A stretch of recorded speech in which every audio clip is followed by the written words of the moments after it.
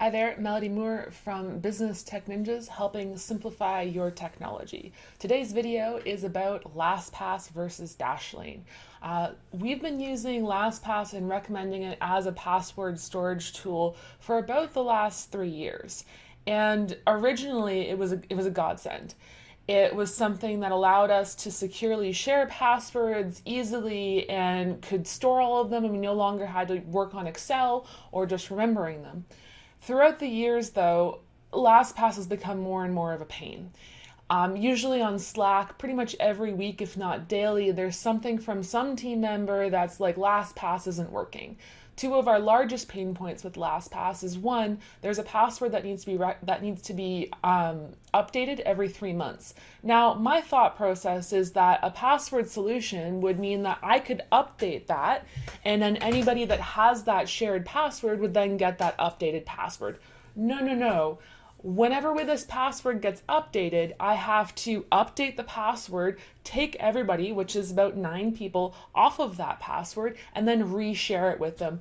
And I've had to do this for the last 2 years, which has just been more and more of a pain going forward. Second one is they've got a Chrome extension, and oftentimes when I click on the little LastPass symbol, nothing will happen, and when I go to a page, it will not auto-populate my passwords. So I then have to uninstall the Chrome extension and then reinstall the Chrome extension, which most of the time works, but then every so often it just doesn't work, and I have to log into the vault to get my passwords. And the whole idea of using a tool or technology is to make my life easier. Yes, sometimes there will be things that don't work quite the way that you want, but it's just been such consistent pain for both myself and for the team that I've had enough. So my Christmas present to myself for this year is getting rid of LastPass and hoping that the grass is actually greener on the other side of the fence with a different tool.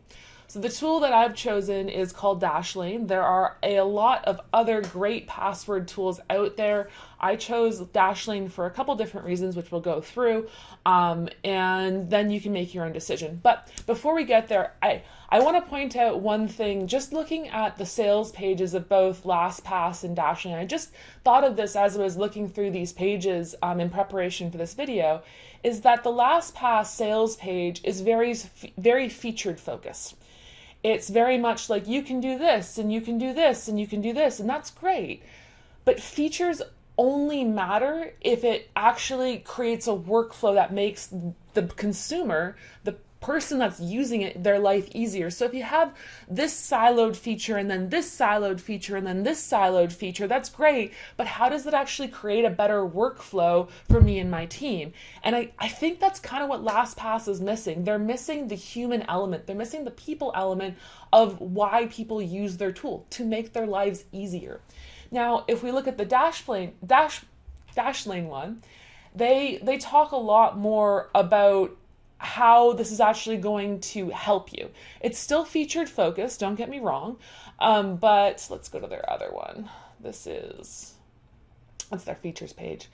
They have a why employees actually use us. And I lost the page that had it on there, but there was a page that talked about how they actually care about how businesses use it. Their number one goal is to make a business's life easier by using their tool. I've seen none of that from LastPass, and also with my interactions with LastPass, I haven't seen much of that either. And I'm truly hoping that the grass is actually greener on the other side of the fence of Dashlane. Now, with any transition from one software to another, it's almost like learning a different language. So I spent most of my day yesterday doing this transition while the team is enjoying family time and Christmas. My Christmas present to myself was changing over password systems. And so I spent most of my day doing this, and it was not sunshine and roses. Because LastPass identifies things in a different way than what Dashlane does, I had to kind of think of it in a different language. So I took some missteps along the way, which is why it took longer than it would have. So I'm hoping that this video, if you are looking to either implement Dashlane or you are looking to transition from LastPass to Dashlane, I can give you some of the things that I learned to make your life a lot easier. Now, the first thing is that we're on Lastpass for Teams right now, and we're switching to Dashlane for Business. Price point's about the same. We did also look at OnePass, but OnePass was almost double the price, and I couldn't see features that made up for that price difference. So in Lastpass, you have folders. In Dashlane, you have groups, which are very similar. And originally, when I looked at Dashlane, I thought categories would be what folders are in Lastpass.